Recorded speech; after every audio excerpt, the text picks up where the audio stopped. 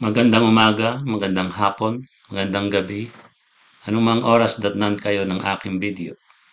Naway nasa mabuti kayong kalagayan palagi sa awa at tulong ng ating Diyos at ng ating Panginoong Jesucristo at ng Banal na Espiritu. Bago ko po basahin ang pagbasa bilang 14 ay hayaan nyo munang isad ko ang buod ng pagbasa bilang 13. Nalaman natin dito ang mga hayop na maaaring kainin at mga hayop na pinagbabawal na kainin. Ano po ang aral na makukuha natin sa pagbasa bilang 13? Dito sa pagbasa bilang 13 ng banal na kasulatan, ang aral na makukuha natin ay maging masunurin sa lahat ng pag-uutos ng Diyos. Ngayon ay simulan natin ang pagbasa 14. Pagbasa bilang 14. Magsisimula po tayo sa Levitico 12:1 hanggang Levitico 15:33. At sinalita ng Panginoon kay Moises na sinasabi, salitain mo sa mga anak ni Israel na iyong sabihin kung ang babae ay maglihi at manganak ng isang lalaki ay magiging karumal-dumal na 7 araw. Ayon sa mga araw ng karumihan ng kanyang sakit ay magiging karumal-dumal. At sa 8 araw ay tutuliin ang bata sa laman ng kanyang balat ng masama. At siya ay mananatiling 33 araw na maglilinis ng kanyang dugo. Huwag siyang hihipon ng anumang bagay na banal o papasok man sa santuaryo hanggang sa matupad ang mga araw ng kanyang paglilinis. Ngunit kung manganak siya ng babae, ay magiging karumal-dumal nga siya ng 2 linggo ayon sa kanyang karumihan at mananatiling 66 na araw na maglilinis ng kanyang dugo. At pagkaganap niya ng mga araw na kanyang paglilinis, maging sa anak na lalaki o sa anak na babae, ay magdadala siya ng isang kordero ng unang taon na pinakahandog na susunugin at isang inakay na kalapati o isang bato-bato na pinakahandog dahil sa kasalanan sa pintuan ng tabernakulo ng kapisanan sa saserdote. At kanyang ihandog sa harap ng Panginoon at itutubos sa kanya at siya ay malilinis sa agas ng kanyang dugo. Ito ang kautusan tungkol sa nanganak ng lalaki o ng babae. At kung ang kanyang kaya ay hindi sapat upang magdala ng kordero, ay kukuha nga siya ng 2 bato-bato o ng 2 inakay na kalapati, ang isang pinakahandog na susunugin at ang isa'y pinakahandog dahil sa kasalanan at itutubos sa kanya ng saserdote at siya'y magiging malinis.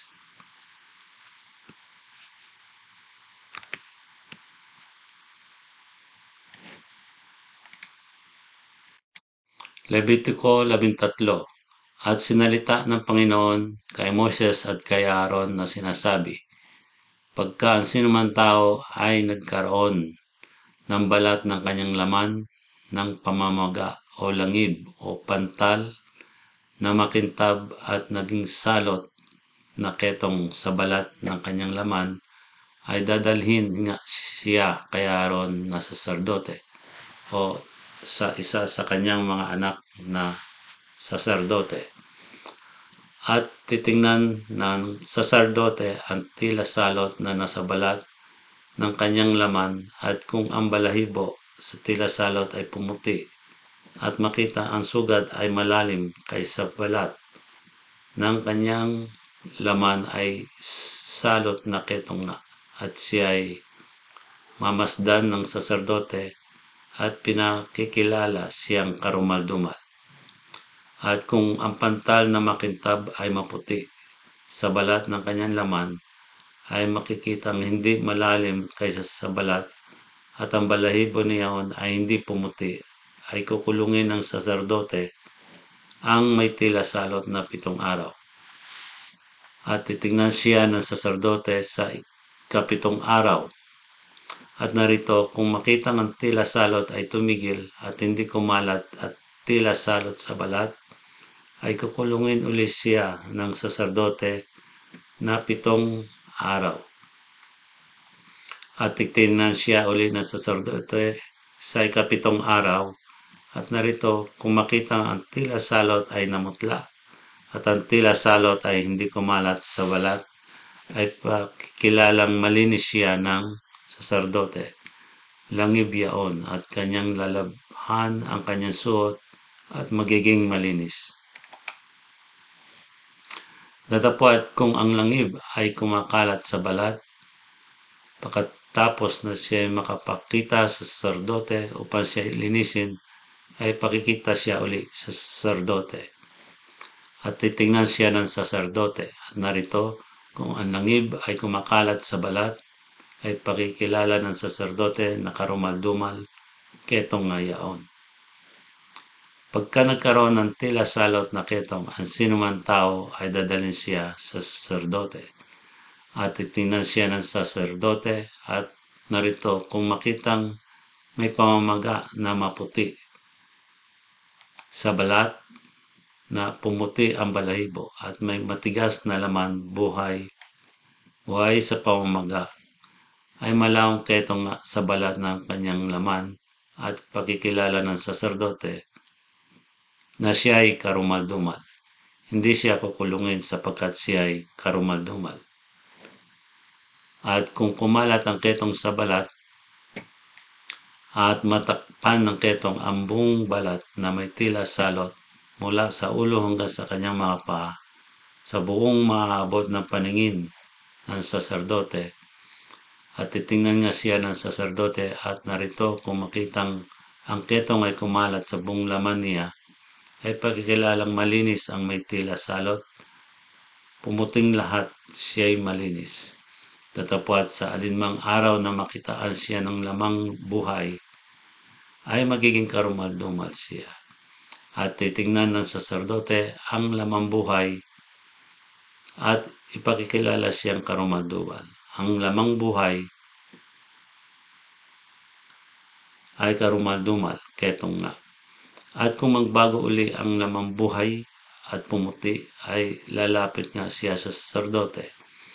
At titingnan siya ng saserdote at narito, kung pumuti ang tila salot ay pakikilalang malinis ng saserdote ang may tila salot, siya ay malinis.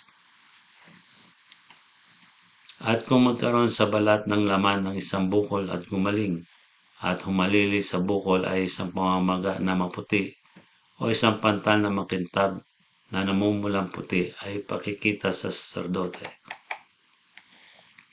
At titingnan ng saserdote at narito,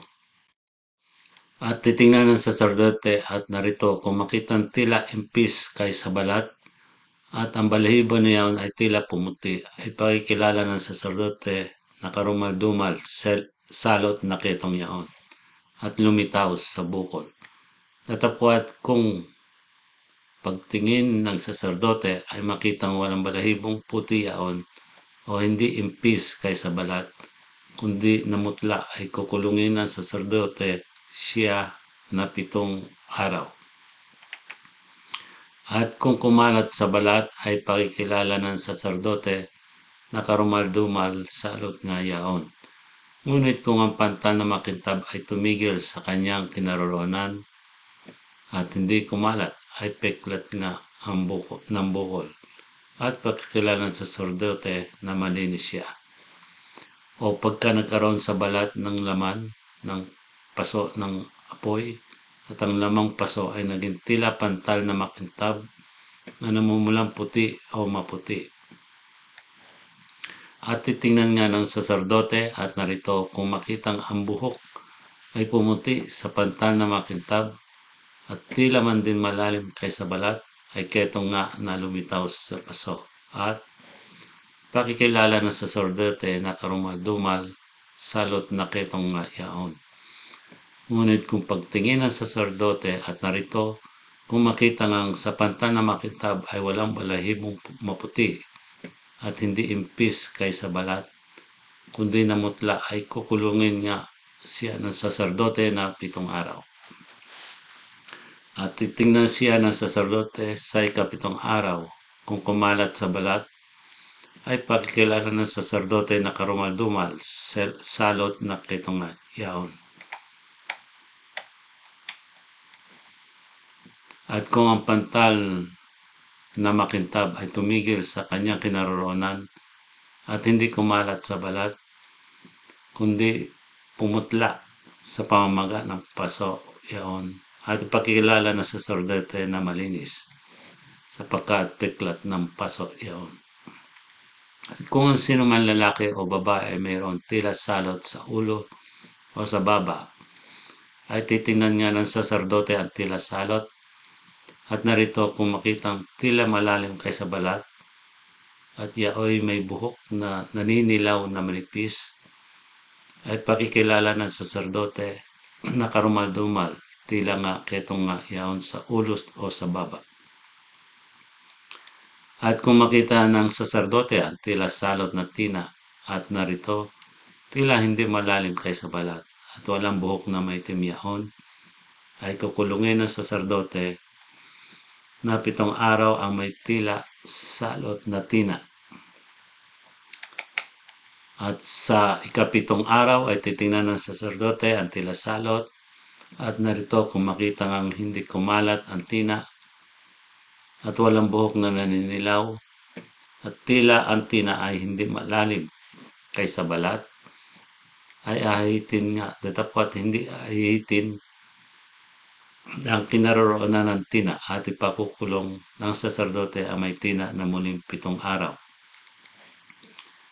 At titingnan ng saserdote ang tina sa ika-7 araw at narito kung makitang hindi kumalat ang tina sa balat at tila hindi malalim kaysa balat, ay pagkikilala nga ng saserdote na malinis at siya ay maglalaban ng kanyang suot at magiging malinis.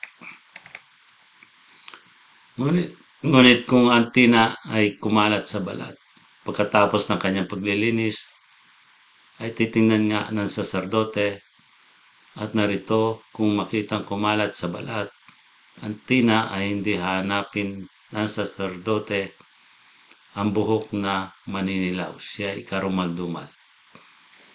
Datapwat kung sa kanyang paningin ay tumigil ang tina at may tumukong buhok na itim, ay gumaling ang tina, siya ay malinis at pagkikilalang malinis siya ng saserdote. At pagka ang isang lalaki o babae ay nagkaroon sa balat ng kanyang laman na nangingintab na pantal ng makikintab na pantal na puti, at titinan nga ng saserdote at narito kung makitang ang nangingintab na pantal sa balat ng kanyang laman ay namumuti-muti, siya ay buni na sumibol sa balat, siya ay malinis. At kung ang sino man ay malugunan ng buhok ay kalbo, gayon may malinis. At kung sa dakong harapan ng ulo nalugunan ng buhok ay kalbo yaon sa noong, gayon may malinis.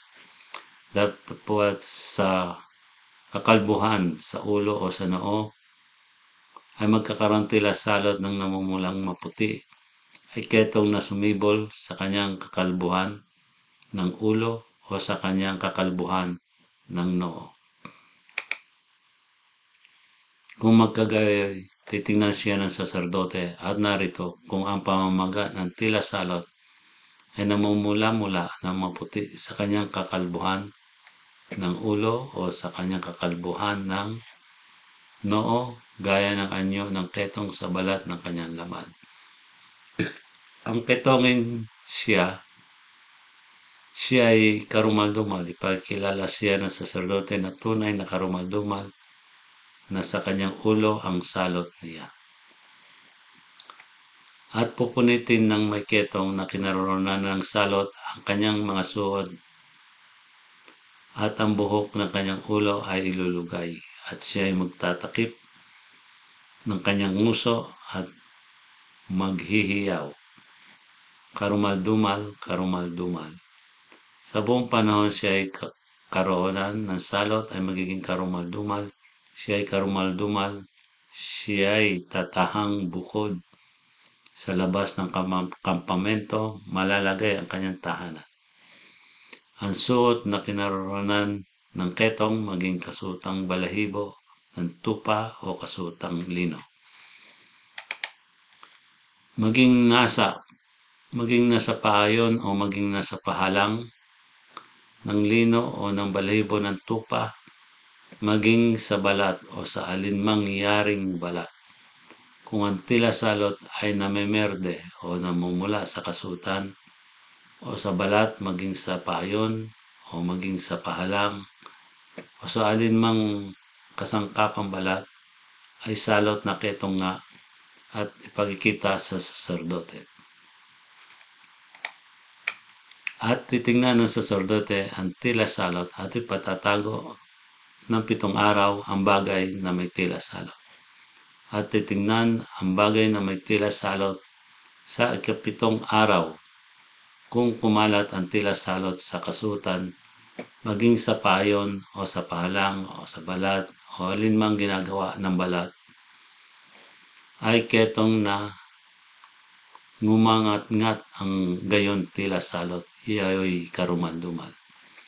At kanyang susunugin ang kasuotan, maging paayon at maging pahalang na balahibo ng tupa o lino o sa alinmang kasangkapang balat na kinaroroonan ng salot, sapagkat yaoy ketong na ngumangat-ngat, yaoy susunugin sa apoy. At kung pagtingin ng saserdote at naroon kung makita ngang hindi kumalat ang salot sa kasutan, maging sa paayon man o sa pahalang man o sa alinmang kasangkapang balat, ay palalaban nga ng saserdote yaong kinaroroonan ng salot at ipatatago pa ng 7 araw.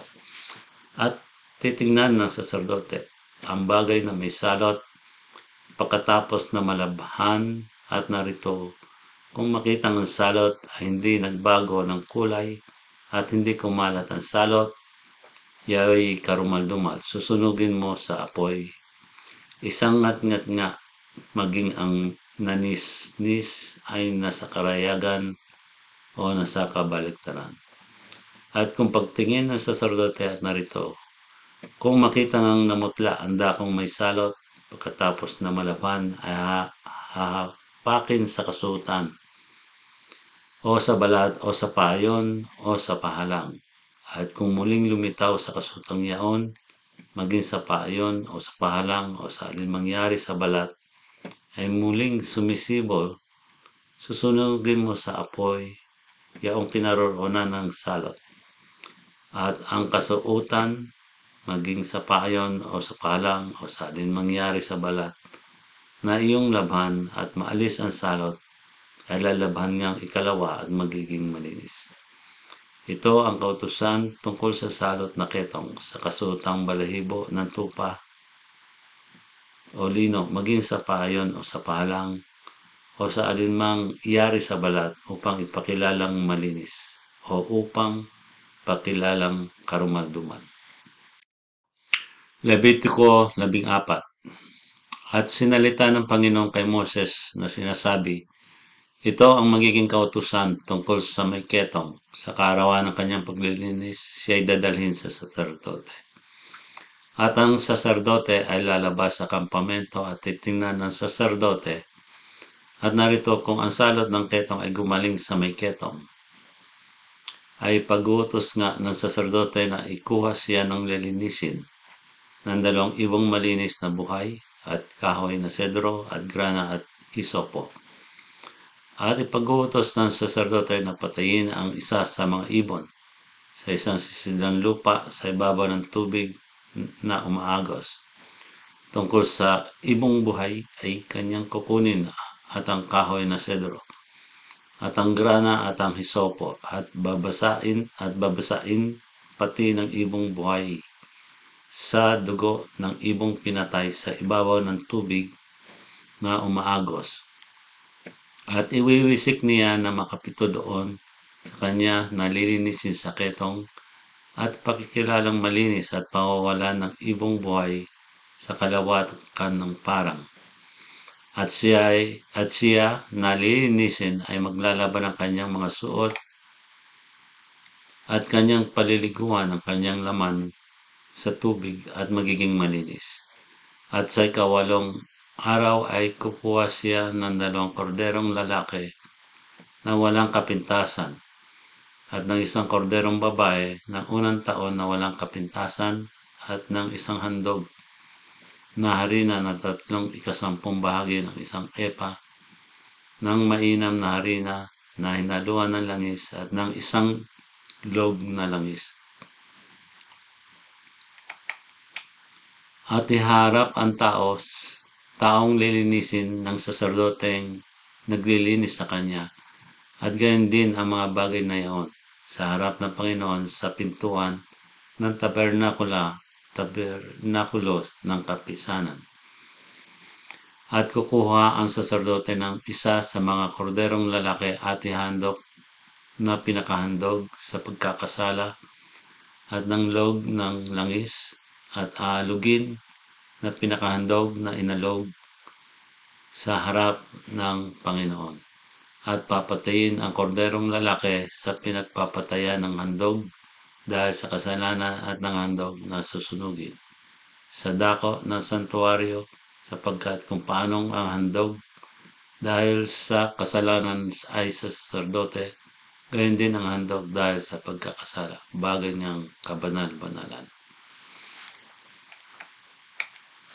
At ang saserdote ay kukuha sa dugo ng handog dahil sa pagkakasala at ilalagay ng saserdote sa pingol ng kanang tainga niyang lilinisin at sa daliring hinlalaki ng kanyang kanang kamay at sa daliring hinlalaki ng kanyang kanang paa. At kukuha ang saserdote sa log ng langis at ibubuhos sa ibabaw ng palad ng kanyang kaliwang kamay. At itutubog ng saserdote ang kanang daliri niya sa langis na nasa kanyang kaliwang kamay at magwiwisik siyang makapito ng langis ng kanyang daliri sa harap ng Panginoon. At sa lumabis sa langis na nasa kanyang kamay ay maglalagay ang saserdote sa ibabaw ng pingol ng kanang tainga niyang lilinisin. At sa daliring hinlalaki ng kanyang kanang kamay ay sa daliring hinlalaki ng kanyang kanang paa sa ibabaw ng dugo ng dahil sa pagkakasala. At ang labis sa langis ay nasa kamay ng saserdote ay lalagay nito sa ulo niyang lilinisin at itutubos sa kanya ng saserdote sa harap ng Panginoon. At ihandog ng saserdote ang handog dahil sa kasalanan at itutubos sa kanya na lilinisin dahil sa kanyang karumihan. At pagkatapos ay papatayin ang handog na susunugin. At ihandog ng saserdote ang handog na susunugin at ang handog na harina sa ibabaw ng dambana at itutubos sa kanya ng saserdote at siya ay magiging malinis. At kung siya ay dugha at ang kanyang kaya ay hindi aabot, ay kukuha nga siya ng korderong lalaki na handog dahil sa pagkakasala na aalugin upang itubos sa kanya at ng 10 bahagi ng 1 epa na mainam na harina na hinaluan ng langis na pinakahandog na harina at ng 1 log ng langis at ng 2 bato-bato o ng 2 inakay na kalapati kung alin ang aabutin ng kanyang kaya at ang isa ay magiging handog dahil sa kasalanan at ang isang handog na susunugin.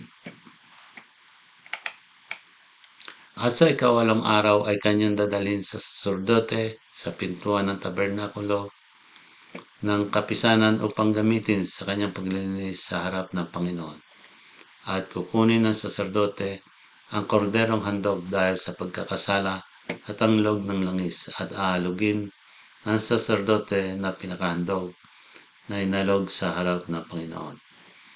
at kanyang papatayin ang korderong handog dahil sa pagkakasala at kukuha ang saserdote ng dugo ng handog dahil sa pagkakasala at ilalagay sa pingol ng kanang tainga ni Aong lilinisin at sa daliring hinlalaki ng kanyang kanang kamay at sa daliring hinlalaki ng kanyang kanang paa. At magbubuhos ang saserdote ng langis sa ibabaw ng palad ng kanyang kaliwang kamay at makapitong mag-uwisik ang saserdote ng kanyang kanang daliri ng langis na nasa kanyang kaliwang kamay sa harap ng Panginoon at maglalagay ang saserdote ng langis na nasa kanyang kamay sa pingol ng kanang tainga ni Aong lilinisin at sa daliring hinlalaki ng kanyang kanang kamay at sa daliring hinlalaki ng kanyang kanang paa sa ibabaw ng pinaglagyan ng dugong handog dahil sa pagkakasal.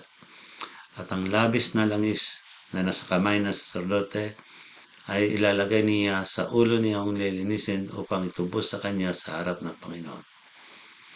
At kanyang ihahandog ang isa sa mga bato-bato o sa mga inakay na kalapati kung alin ang kanyang kaya, kung alin ang abuti ng kanyang kaya na ang isa'y handog dahil sa kasalanan at ang isang handog na susunugin pati ng handog na harina at itutubos ng saserdote doon sa malilinis sa harap ng Panginoon. Ito ang kautusan tungkol sa may salot na ketong na ang kanyang kaya ay hindi abot sa naukol sa kanyang paglilinis. At sinalita ng Panginoon kay Moises at kay Aaron na sinasabi, pagka kayo'y nakapasok na sa lupain ng Kanaan na ibibigay kong pag-aari sa inyo, at ako'y naglagay ng salot na ketong sa alinmang bahay sa lupain niyong inaari, ay yayaon ang may-ari ng bahay at magbigay alam sa saserdote na sasabihin tila man din mayroong parang salot sa bahay. Ay pag-uutos ng saserdote na alisan ng laman ang bahay bago pumasok ang saserdote na kilalanin ang tila salot upang lahat na nasa bahay ay huwag mahawa at pagkatapos ay papasok ang saserdote upang tingnan ang bahay. At titingnan ang salot at kung makita nga ang tila salot ay nasa mga panig ng bahay na may ukit na may merde o namumula at tila malalim kaysa panig, ay lalabas nga ang saserdote sa bahay hanggang sa pintuan ng bahay at ipasasara ang bahay na 7 araw at babalik ang saserdote sa ika-7 araw at titingnan at narito kung makita ngang kumalat ang salot sa mga panig ng bahay at ipag-uutos nga ng saserdote na bunutin ang mga batong kinaroonan ng tila salot sa ipatatapon sa labas ng bayan sa dakong karumaldumal. At ipakakayas ang palibot ng loob ng bahay at ang argamasang inalis na kinayas ay tatapon sa labas ng bayan sa dakong karumaldumal at magsisikuha ng ibang mga bato at ihahalili sa mga batong yaon at magsisikuha ng ibang argamasa at siya ihahaplos sa mga panig ng bahay. At kung muling bumalik ang tila salot at sumibol sa bahay pagkatapos na mabunot ang mga bato at pagkatapos makayas ang bahay at pagkatapos na mahaplusan ng argamasa, ay papasok nga ang saserdote at titingnan at narito kung makita ngang ang salot ay kumalat sa bahay ay ketong na nakakahawa sa bahay, ito'y karumaldumal. At gigibain niya ang bahay na yaon, ang mga bato at ang mga kahoy at ang lahat ng argamasa ng bahay ay dadalhin sa labas ng bayan sa dakong karumaldumal. Bukod dito ay ang pumasok sa bahay na yaon ng buong panahon nasa sara ay magiging karumaldumal hanggang sa hapon. At ang mahiga sa bahay na yaon ay maglalaban ng kanyang suot at ang kumain sa bahay na yaon ay maglalaban ng kanyang mga suot. At kung papasok ang saserdote at narito kung hindi nga kumalat ang salot sa bahay pagkatapos na nahaplusan ng argamasa ay pagkilala nga ng saserdote na malinis ang bahay sapagkat gumaling sa salot. At upang linisin ang bahay ay kukuha ng 2 ibon ng kahoy na sedro at ng grana at ng hisopo. At papatayin ang isa sa mga ibon sa isang sisidlang lupa sa ibabaw ng tubig na umaagos. At kukunin niya ang kahoy na sedro at ang hisopo at ang grana at ang ibong buhay at babasain sa dugo ng ibong pinatay at sa tubig na umaagos at wiwisikang makapito ang bahay. At kanyang lilinisin ang dugo ng ibon ang bahay at ng agos ng tubig at ang ibong buhay at ng kahoy na sedro at ng hisopo at ng grana. Datapat pawawalan ang ibong buhay sa labas ng bayan sa kalawakan ng parang gayon tutubusin ang bahay at magiging malinis. Ito ang kautusan tungkol sa sari-saring salot na ketong at sa tina at sa ketong ng suot at ng bahay at sa pamamaga at sa langib at sa pantal na makintab upang ituro kung kailan karumal-dumal at kung kailan malinis. Ito ang kautusan tungkol sa ketong. Levitiko 15. At sinalita ng Panginoon kay Moises at kay Aaron na sinasabi, salitain ninyo sa mga anak ni Israel at ninyo sabihin sa kanila, pagka ang sinuman tao ay nagasan sa kanyang laman, ay magiging karumal-dumal siya dahil sa kanyang agas.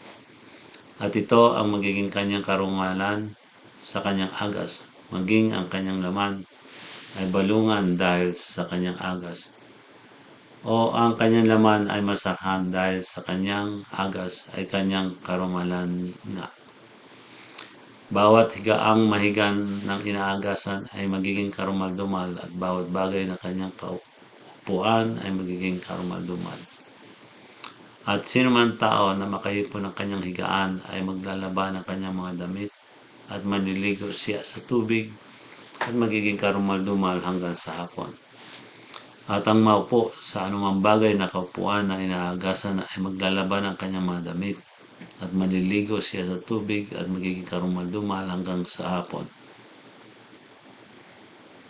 At ang humipo ng laman niyaong inaagasan ay maglalaba ng kanyang mga damit at maliligo siya sa tubig at magiging karumal-dumal hanggang sa hapon. At kung ang inaagasan ay makalura sa taong malinis, ay maglalaba nga siya ng kanyang mga damit at maniligo siya sa tubig at magiging karumal-dumal hanggang sa hapon. At alinmang siya na kasakyan na inaagasan ay magiging karumal-dumal. At ang alinmang taong humipo ng alinmang bagay na napalagay sa ilalim na yaon ay magiging karumal-dumal hanggang sa hapon. At ang magdala ng mga bagay na yaon ay maglalaba ng kanyang mga damit at maliligo siya sa tubig at magiging karumal-dumal hanggang sa hapon. At yaong lahat ng mahipo na inaagasan na hindi nakapaghugas ng kanyang mga kamay sa tubig ay maglalaba nga rin ng kanyang mga damit at maliligo siya sa tubig at magiging karumal-dumal hanggang sa hapon. At ang sisidlang lupa na mahipo na inaagasan ay babasagin at ang lahat ng kasangkapang ikahoy ay babalawang sa tubig. At kung ang inaagasan ay gumaling sa kanyang agas ay bibilang siya ng 7 araw sa kanyang paglilinis at maglalaba ng kanyang mga damit at paliliguan din niya ang kanyang laman sa tubig na umaagos at magiging malinis. At sa ikawalong araw ay magdadala siya ng 2 bato-bato o ng 2 inakay ng kalapati at iharap niya sa harap ng Panginoon sa pasukan ng tabernakulo ng kapisanan at ibibigay niya sa saserdote. At ihahandog ng saserdote na ang isa'y handog dahil sa kasalanan at ang isang handog na susunugin. At itutubo sa kanya ng saserdote sa harap ng Panginoon dahil sa kanyang agas. At kung ang sinumang tao ay labasan ng binhi ng pakikiapid, ay paliliguan nga niya ng tubig ang buong kanyang laman at magiging karumal-dumal hanggang sa hapon. At lahat ng damit at lahat ng balat na kinaroroonan ng binhi ng pakikiapid ay lalabhan sa tubig at magiging karumal-dumal hanggang hapon. Ang babae rin namang sinipingan ng lalaki mayroong binhi ng pakikiapid ay maliligo sila kapwa sa tubig at magiging karumal-dumal sila hanggang sa hapon. At kung ang babae agasan na ang umaagas sa kanyang laman ay dugo, ay mapapasa kanyang karumihan siyang 7 araw at lahat ng humipo sa kanya ay magiging karumal-dumal hanggang sa hapon. At bawat kanyang kahigaan sa panahon ng kanyang karumihan ay magiging karumal-dumal. Bawat din namang kaupuan niya ay magiging karumal-dumal. At ang sino mang humipo ng alinmang bagay na kanyang kaupuan ay maglalaban ng kanyang madamit at manliligo siya sa tubig at magiging karumal-dumal hanggang sa hapon. At kung may nasa higaan o nasa anumang bagay na kinaupuan niya ay magiging karumal-dumal hanggang sa hapon ang humipo niya. At kung ang sino man lalaki ay sumipi sa kanya at mapasa lalaki ang karumihan niya, ay magiging karumal-dumal ito na 7 araw at bawat higaan kanyang higaan ay magiging karumal-dumal. At kung ang isang babae ay agasan ng kanyang dugo ng maraming araw sa di kapanahonan ng kanyang karumihan, o kung agasan ang dako paroon ng panahon ng kanyang karumihan, buong panahon ng agas ng kanyang karumalan ay magiging para ng mga araw ng kanyang karumihan. Siya ay karumal-dumal nga. Bawat higaan na kanyang hinihigan buong panahon ng kanyang agas ay magiging sa kanyang gaya ng higaan ng kanyang karumihan, at bawat bagay na kanyang kaupuan ay magiging karumal-dumal na gaya ng karumalan ng kanyang karumihan. At sino mang humipo ng mga bagay na iyon ay magiging karumal-dumal at maglalaba ng kanyang mga damit at magliligo sa tubig at magiging karumal-dumal hanggang sa hapon. Tatapwat kung siya ay gumaling sa kanyang agas ay bibilang siya ng 7 araw at pagkatapos niyaon ay magiging malinis siya. At sa 8 araw ay kukuha siya ng 2 bato-bato o ng 2 inakay na kalapati at dadalhin niya sa saserdote sa pintuan ng tabernakulo ng kapisanan.